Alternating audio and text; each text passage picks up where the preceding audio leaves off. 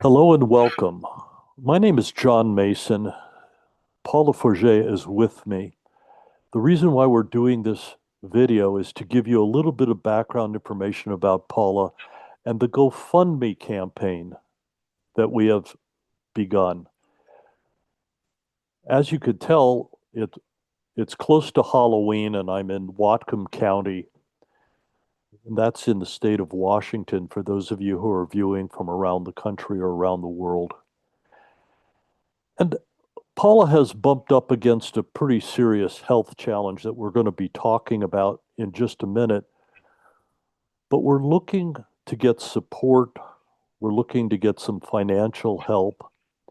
We're looking to help get the word out about this GoFundMe campaign. To say nothing of the fact that anything you can do as far as just sending love and support for Paula, to Paula on her healing journey, that would be much appreciated. So let me just introduce you to Paula by saying that there's a lot of information at the GoFundMe page, and I'll have a link to that in the bottom of this video. But we're talking about an aggressive form of cancer. So I just wanted to ask Paula if she could describe just a little bit about how she found out about this cancer. It was kind of a fateful experience. Can you share that part of the story, Paula? Yeah, thank you, John, for creating this video for me. I really appreciate it. It was during the summer, just this last summer. Uh, we're in 2025, and I happened to just trip on the sidewalk, and so I put out my hand out to catch myself. And when I did that, I pulled a muscle in my shoulder, and so I went to the doctor. And he said, "Yeah, it looks like you've probably done something there. So let's do an MRI and look at it." And so we did an MRI, and yeah, sure enough, I had torn a muscle in my shoulder, but at the same time, it showed the bone under it, and it showed that I had cancer in the bone. So I have what's called multiple myeloma, which is kind of like a bone marrow um, cancer. And so after that, he sent me in to get a whole bunch of other scans, body scans and things. And they found that the multiple myeloma is all over my body. It's in my arms, it's in my legs. I think it's in my pelvis. So at that point, they sent me to an oncologist, and and at that time, I started my cancer treatment. So right now, every Friday, I go in for cancer treatment, and I get several injections, and one of them is chemotherapy. The other one is to boost my immune system, and the other one is to support my bones, which I get, I think, once a month. And then I take other medicines on the side. Like every night, I take another one, and I take a couple of others during the day, throughout the day. And so that's been my treatment for the last few months. As we're going into the winter time, I'll be going down to Fred Hutch Cancer Center down in Seattle, and they specialize in multiple myeloma. They've done a lot of research in that area, and so far they say that I'm a good candidate for to get a stem cell transplant. Now, in the old days, they used to do what they call a bone marrow transplant, and now it's called a stem cell transplant. Um, at this point, what's going to happen is that they're going to call me pretty soon here and give me a date as to when they want me to go down to Seattle. And when I go down to Seattle, I'll be staying there for about 3 months. During that time, during the first month, or maybe 5 weeks, 5 weeks, maybe even 6 weeks, depends how they schedule it, I'll be undergoing the what I call the gold standard of all checkups. They're going to check me out from head to toe. They're going to check my vision and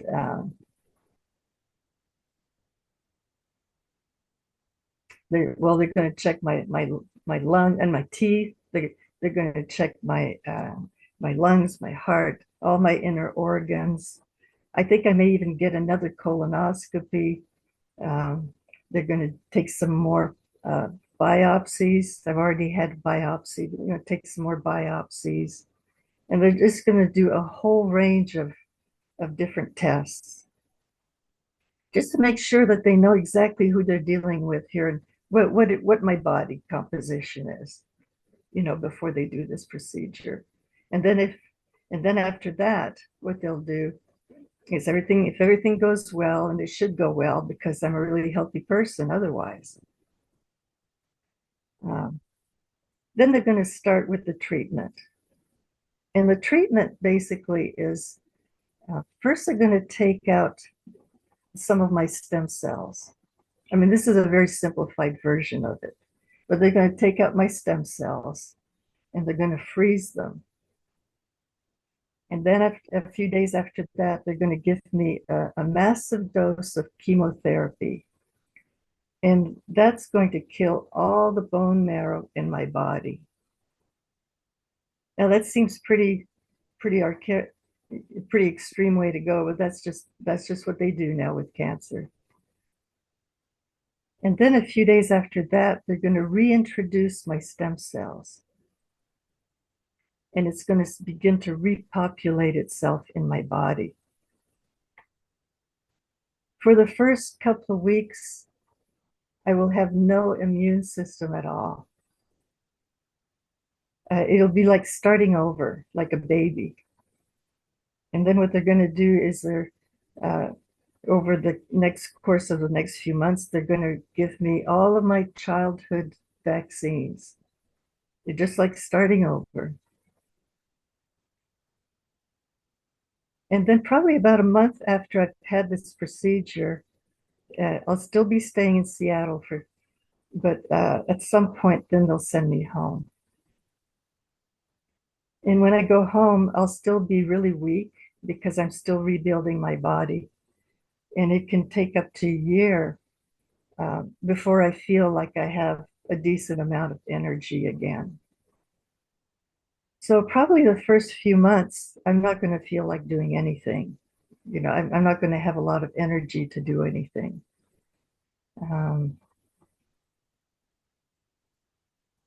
Presently, I've been working for a nonprofit here in Bellingham, and I'm the events and volunteer manager.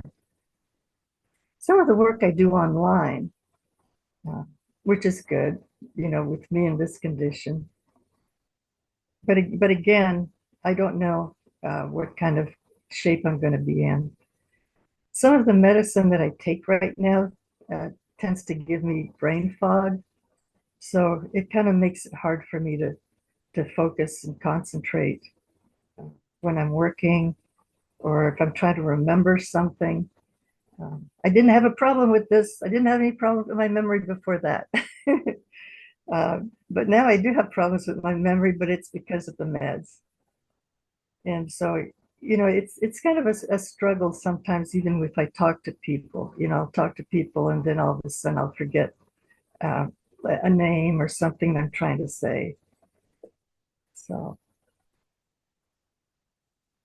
so while I'm in Seattle, I'll still be keeping my apartment because I won't be gone. I'll be gone for maybe 3 months, and there's no point in me moving and then moving again and all that. So I'll be keeping my apartment, and of course, I'll have all my regular expenses to pay. But on top of that, then I'll have all of the expenses that I need to pay for while in Seattle. And I don't have any friends in Seattle. I don't know anybody down there. Where I'll be staying has to be within 10 to between 20 to 30 minutes from the hospital, just in case something comes up, so that they can just bring me right in right away. So I hope to be staying at one of the Fred Hutch residences. They have two of them. And I'll be put on a mailing list when I get my date that I'll be going down there. On top of that, I'll need to have 24-hour caregiving for probably a good month. And caregivers are really expensive. It runs from $850 to $1,000 a day. So those kinds of expenses, as well as me keeping my apartment in Bellingham, um, it's a lot of money. The social worker told me that it could cost me between $50,000 to $60,000 for those 3 months, which is, but she knows what she's talking about. And she kept talking about that. So the medical part of it will be, in a great part of it will be covered by Medicare and my insurance. So that's a really good thing. There'll probably be other expenses that aren't covered. Somebody might be out of my group, out of my insurance group, that I'll have to pay fully for. Um, so that's why we're reaching out to you, to see if you can help us with that. Wow. I I know that we don't have the available cash on hand to meet these expenses for the 3 months in Seattle, and then to help support your overhead uh, back in Bellingham. And then when you get return, I know that there's going to be transportation expenses and food expenses. And we're hoping, I know, by doing this video that you can meet Paula and find out a little bit firsthand how difficult this is for us to ask for support and help, but also that it's kind of a long-term process and it's not just over with a simple injection of stem cells. It also seems to me that you can help us in many ways, and I'd like to say your support, your love, your energy is really appreciated. Thank you. If you can offer any kind of assistance financially, the GoFundMe page with the link at the bottom is a good place for you to put in some money, perhaps even, a little at a time, so that over time we can kind of build that financial reservoir and support to cover these expenses. And finally, if you know anybody or you have a network of people that might help us either get the word out about this fundraiser, or would be people that could contribute some finances or whatever kind of support they might be able to offer, we would appreciate it if you could share this information, share the GoFundMe page, and we'll try to keep in touch with you to tell you the progress that we're making. Um, so again, financial support, helping to get the word out would be great. And Paula, we talked a little bit about this earlier in the day, and we don't know what happens. And you can't tell because it's a disease process that's unique and individual for everyone. But the aggressive form of cancer you have is pretty serious, and the stem cell transplant is really going to help prolong your life and help you to move on to the next level. And what did you tell me about perhaps in the future the ongoing stuff that they could develop? Would you want to just talk a little bit about that? Well, there are a lot of advances going on in medicine right now, and especially with well, they say with AI and everything, that they're doing the research is going much more quickly than it used to.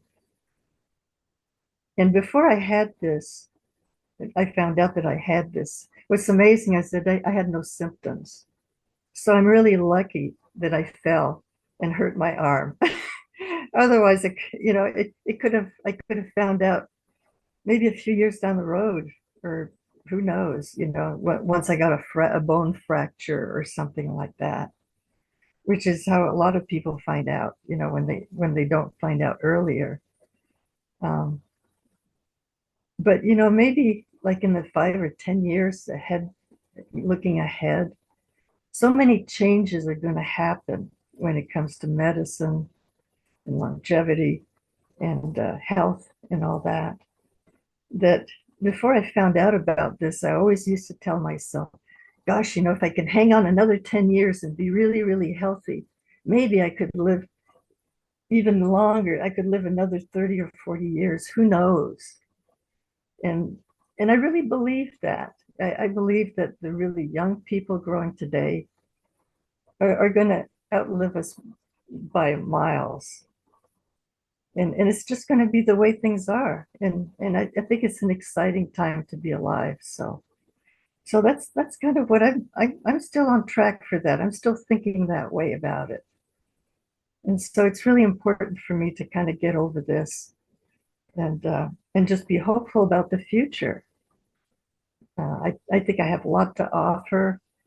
Um, I've written a book about meditation, and it might sound a little far out there for some people, but actually, um, I'm a great meditation teacher, and I can teach people how to meditate and how to basically change themselves. One thing I mentioned in the book was that when I was in my late 30s, um, I was diagnosed with rheumatoid arthritis, and that's an incurable disease. And at that time, I was meditating a lot, and I still meditate a lot, but I was meditating a lot. And it basically changed my whole physiology, and it went away. And I, I haven't had any symptoms at all, probably for the last 25 years or so. I mean, it's amazing. And so as I go through this whole process with multiple myeloma, um, we'll just see what happens. Maybe I'll be one of the lucky ones that can have a really long life afterwards. Thank you. We were told when we went down to Fred Hutch for the um, initial meetings that they have learned so much in the last 5 to 10 years, and this whole stem cell transplant has come about relatively recently, and they're working on some new medications that are going to help definitely prolong the remission from this disease. And eventually, science, like you said, is going to develop so that we not only manage this disease, but it will really help keep all of the systems healthier and happier so we can have health and energy much later in our lives. I don't know, Paula, is there anything else that we want to say, or can we just kind of wind it up? Well, I've been looking for caregivers, just been thinking about who would I have as a caregiver. And some of the problems that I'm having right now is that I'm 72 right now, and most of my friends are about my age or older, and they're either taking care of somebody or they're taking care of themselves. And then the friends that I have that are younger, well, they have kids that are going to school and they work. And so it's hard for me to think of who could be my caregiver down in Seattle. They don't have to be a nurse or anything like that. They can just be friends or family. But I'm kind of in a spot, like my family, everybody's old. Um, and my friends, I just described what's going on there. They're busy with their lives. So I don't know. So that's part of the cost that really makes it balloon because it costs a caregiving. Getting a caregiver is so expensive. And then when I come home, again, I'll probably still need some kind of help on some level, at least in the beginning Mhm. when I get home. So that's been on my mind. I know it's pretty overwhelming for you. It's overwhelming for me to go through this with you. So I'm just hoping that we reach out for some people who have the resources and can give us some support and some extra help. And we thank everybody for looking, spending your time and your consideration on what you can do to help us out with this campaign. I know that you're busy and things are always tight, but I really appreciate whatever you can offer just to help Paula with this process that is is really going to be intense for us in the next several months. So thank you for spending the time with us, and we'll try to stay in touch and give you updates if you're interested. And we're definitely going to be doing that through the GoFundMe campaign. So you can find the link in the description here and see what you can do to help us out a little bit. And thank you, Paula. Thank you. Thank you.